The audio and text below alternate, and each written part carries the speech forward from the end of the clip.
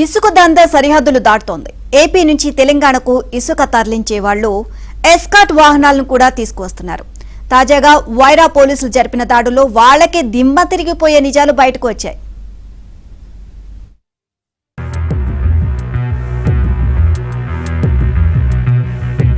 ఉమ్మడి ఖమ్మం జిల్లాలో ఇసుకాసురులో పుష్ప సినిమా తరహా స్మగ్లింగ్.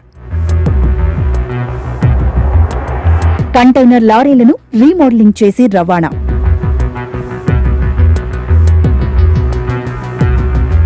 ఉమ్మడి ఖమ్మం జిల్లాలో ఇసుకాసురులకు అడ్డు అదుపు లేకుండా పోతోంది. అక్రమ రవాణాపై కఠిన చర్యలు తీసుకోవాలని సీఎం రేవంత్ రెడ్డి ఆదేశించినా క్షేత్రస్థాయిలో పట్టించుకున్న దాఖలాలు లేవు.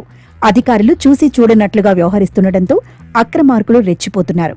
కొన్ని రోజులుగా ఇసుక దందాలో కేటుగాళ్లు రూటు మార్చారు. ఖమ్మం జిల్లా వైరాలో పుష్ప సినిమా తరహాలో రెచ్చిపోతున్నారు. ఇలాంటివి ప్రధానంగా సినిమాలోనే కనిపిస్తాయి. కానీ కొంతమంది మాఫియా గ్యాంగులు నిజ జీవితంలో కూడా సినిమాలో లాగానే అక్రమ రవాణాకు పూనుకుంటున్నారు. కంటైనర్ లారీని రీమోడలింగ్ చేసి వెనుక భాగంలో చెక్కలు అమర్చి అధికారులకు అనుమానం రాకుండా ఇసుక రవాణా చేస్తున్నారు.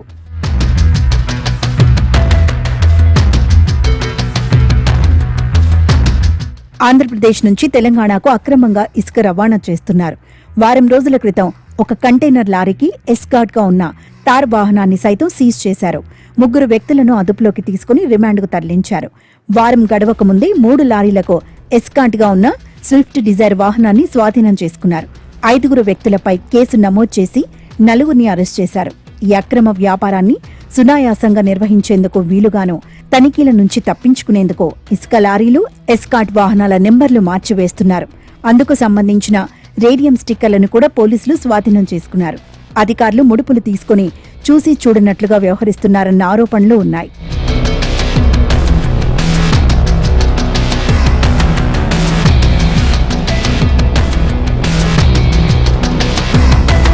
పుష్ప సినిమాలో ఎర్రచందనం చూసినట్టుగా వైరాలో ఇవాళ ఇసుక దందాన్ని చూడాల్సినటువంటి పరిస్థితి కనబడతా ఉంది.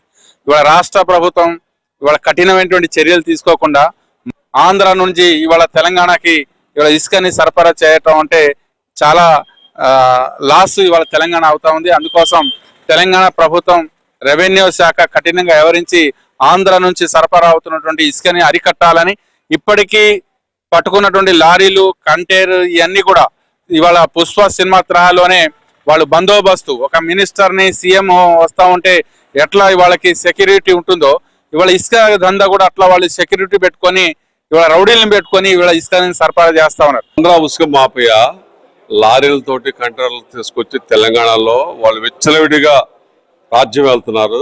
అధికార యంత్రాంగం కూడా చూసి చూడట్టు మామూలుతో సరిపించుకుంటున్నారు తప్ప దాన్ని అరికట్టే పరిస్థితి లేరు. ఇది కరెక్ట్ కాదు. అక్రమంగా చేస్తున్న పని ఈ మైనింగ్ వాళ్ళు కానీ అధికారులు కానీ వీళ్ళందరూ కూడా దాన్ని అరికట్టి తెలంగాణకు రాకుండా చూడాలని నేను ముక్తకాండంతో కోరుతున్నాను. లారీలు కంటైనర్లో నెంబర్ పెట్టి తీసి వాళ్ళ ముఠా అంతా కూడా ఒక టీమ్ గా తయారయ్యి కార్లలో ముందు ఏం జరుగుతుందో తెలుసుకొని మాఫియా లాగా వాళ్ళు ఒక పెద్ద ఛాలెంజ్ లాగా తెలంగాణకి, హైదరాబాద్కి, ఖమ్మానికి వాళ్ళు ఇష్టం వచ్చినట్టు చేస్తున్నారు. అధికారులు కూడా పట్టించుకోవట్లేదు. కోట్లాది రూపాయల ఇసుక ఏపీ నుంచి తెలంగాణలోకి వస్తుందని చెప్తున్నారు. అయినా అధికారులు స్పందించడం లేదు.